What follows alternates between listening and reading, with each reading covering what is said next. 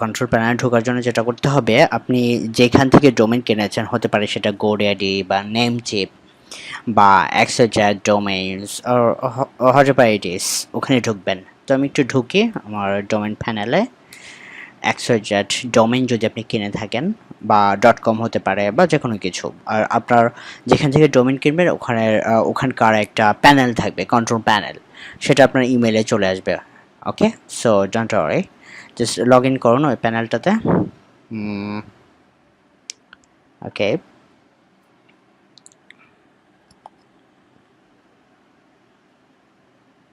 Well, log in করার পরে আপনি যেটা করবেন, আপনার অ্যাকাউন্টে ঢুকবেন, মাই অ্যাকাউন্ট।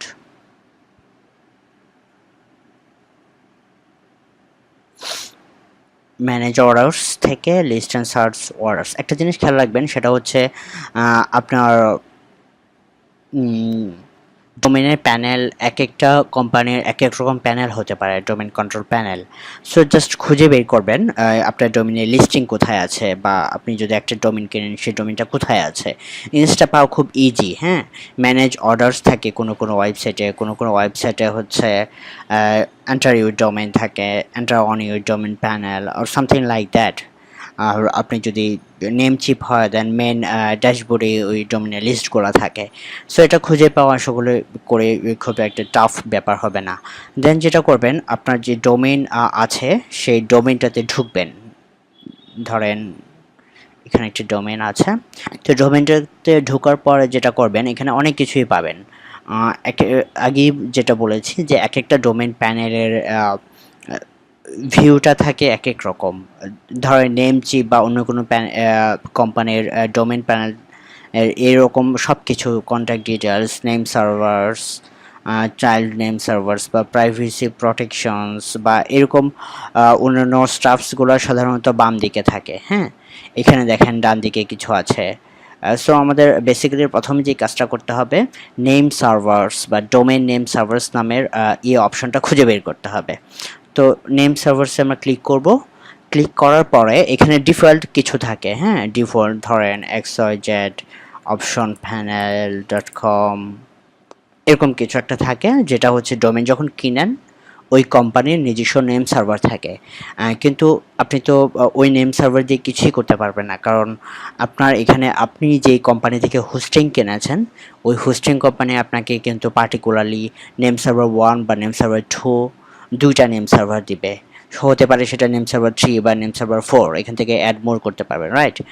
দুইটা বা চারটা নেম সার্ভার আপনাকে দিবে। ওই নেম হোস্টিং কোম্পানির নেম সার্ভারগুলো আপনি এখানে ইনপুট দেবেন, রাইট? তো আমি যেই হোস্টিং কোম্পানি ইউজ করি সেটা নেম সার্ভার হচ্ছে এরকম ns1.hostglad.com, ns2.hostglad.com. Okay, then update name server. Some value for new and old name servers.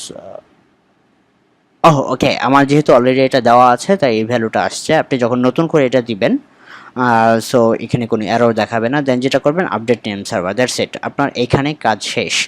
এটা আপডেট হইতে হয়তো আধা ঘন্টা বা 1 ঘন্টা সময় লাগে, কিন্তু ডোমেইন কোম্পানি আপনাকে হয়তো বলবে বা হোস্টিং কোম্পানি বলবে যে 24 আওয়ার্স সময় লাগে, বাট বেসিক্যালি এত সময় লাগে না, কিছুক্ষণের মধ্যে হয়ে যায়।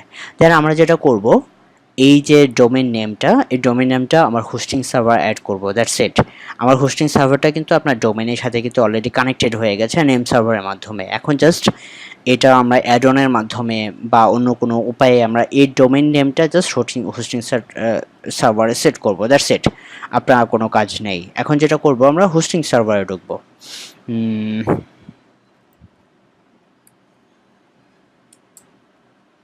to some login.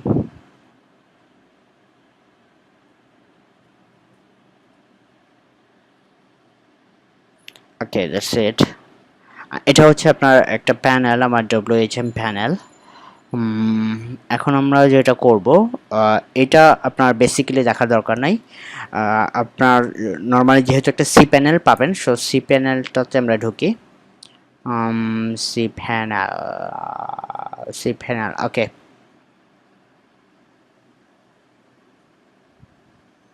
সরি, আচ্ছা, আমি এখান থেকে ঢুকে হোস্টিং, আপনার হোস্টিং সার্ভারে ঢুকবেন, ঢুকে লগ ইন।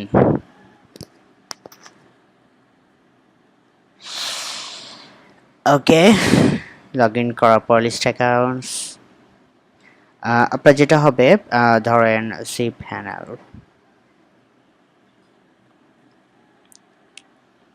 এরকম একটা ভিউ পাবেন। হ্যাঁ, আপনার সি প্যানেলটার পরিচিতি অন্য একটা টিউটোরিয়ালে দেখানো হয়েছে। সো পরবর্তীতে যদি আপনাদের কোনো প্রবলেম হয় আমাকে অবশ্যই ভিডিওটার নিচে কমেন্ট করবেন আমার ওয়েবসাইটে anshamim.com এ। আমি রিপ্লাই দেওয়ার চেষ্টা করব বা আরেকটা টিউটোরিয়াল বানানোর চেষ্টা করব টোটাল সি প্যানেল নিয়ে। আজকে জাস্ট শুধু ডোমেইনটা কিভাবে অ্যাড করতে হয় সেটা দেখাই। তো ধরেন এটা আমার এক্সিস্টিং একটা ডোমেইনের নামে আছে এই হোস্টিংটা। সো আমি যদি এখানে আরেকটা ডোমেইন, যেহেতু নতুন কেনা, এই ডোমেইনটা অ্যাড করতে চাই, how to develop a site dot xyz, then আমাদের যেটা করতে হবে সেটা হচ্ছে এখানে দেখেন অপশনস আছে preferences, mail, files, logs, security, domains, databases, এরকম অনেক কিছু, রাইট? আমরা যেটা করব অ্যাডন্স ডোমেইনে ক্লিক করব। জাস্ট অ্যাডন্স ডোমেইনে ক্লিক করে আমরা অ্যাডন ডোমেইনে ক্লিক করার পরে আপনার এই ওয়েবসাইটের এই অ্যাড্রেসটা জাস্ট ওখানে অ্যাড করব আমরা। That's it, as simple as that. এখানে আপনি পাসওয়ার্ড দিবেন আপনার।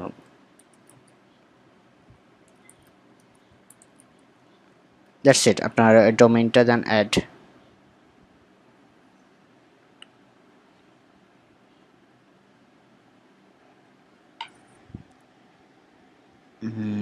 একটু ওয়েট করি আমরা।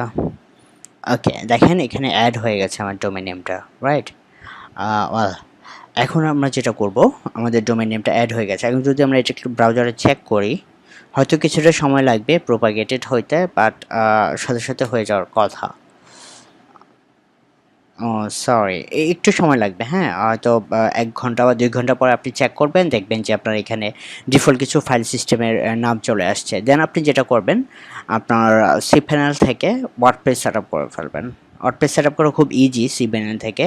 সফটওয়্যার ক্রলার দিয়ে আপনি ইজিলি WordPress ইনস্টল করতে পারেন। ধরুন এখানে WordPress এ ক্লিক করবেন, আপনার যদি Joomla দরকার হয় বা ওপেনকার দরকার হয়, ওটার উপর ক্লিক করলেই হবে।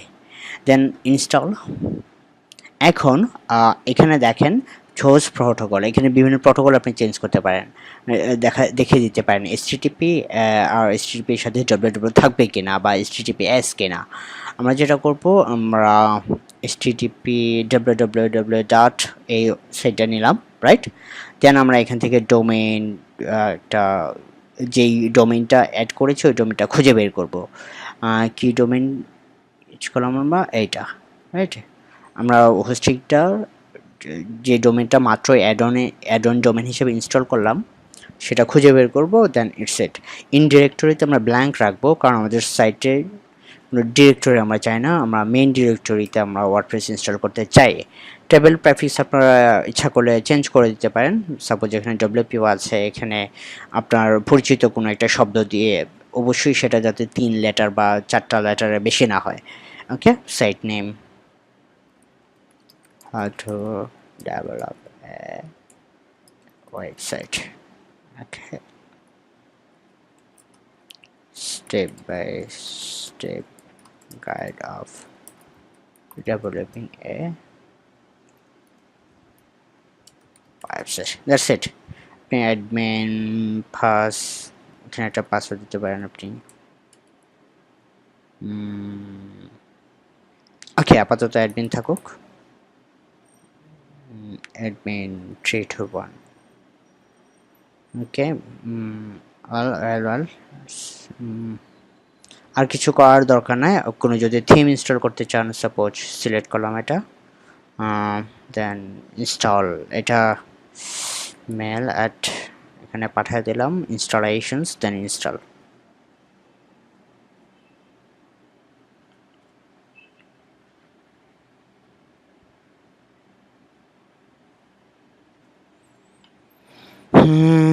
এই তো হয়ে গেল ওয়ার্ডপ্রেস ইনস্টল করা। এখন আমাদের যেটা করতে হবে, আমাদের সেটটা মোটামুটি ইনিশিয়াল রান। আপনি এখন যদি ওয়ার্ডপ্রেসে ঢুকেন, ডব্লিউপি অ্যাডমিন, আপনি অ্যাডমিন প্যানেলে ঢুকতে পারবেন। সরি, ভুলে গেছি। অ্যাডমিন, অ্যাডমিন প্যানেলে ঢুকে আপনার ওয়েবসাইটে কাস্টমাইজ করা শুরু করতে পারেন। আর ইউজার নেম পাসওয়ার্ড কোনটা দিয়েছেন মনে আছে তো? ওই যে ওয়ার্ডপ্রেসে এটা আগের স্টেপে যেটা করেছিলাম আমরা, সরি এটা কেটে গেছে। এনিওয়াইজ আপনি ওয়ার্ডপ্রেস ইনস্টলেশনের সময় যে ইউজার নেম এবং পাসওয়ার্ড দিয়েছিলেন, জাস্ট সেটা ইউজার নেম এবং পাসওয়ার্ড হিসেবে কাজ করবে, এবং অবশ্যই সেটা চেঞ্জ করে নেবেন আপনার প্রয়োজন মতো। সো এটুকুই, আশা করি এই টিউটোরিয়ালটি ভালো লেগেছে। এবং এই টিউটোরিয়ালটি ফলো করে আপনারা ইজিলি আপনাদের নতুন কেনা ডোমেইন এবং হোস্টিং একটা আরেকটার সাথে কানেক্টেড করতে পারবেন, এবং পরবর্তীতে ওয়ার্ডপ্রেস বা অন্য যে কোনো সিএমএস সেট আপ করে কাজ শুরু করে দিতে পারবেন। সো বেস্ট লাক সবাইকে।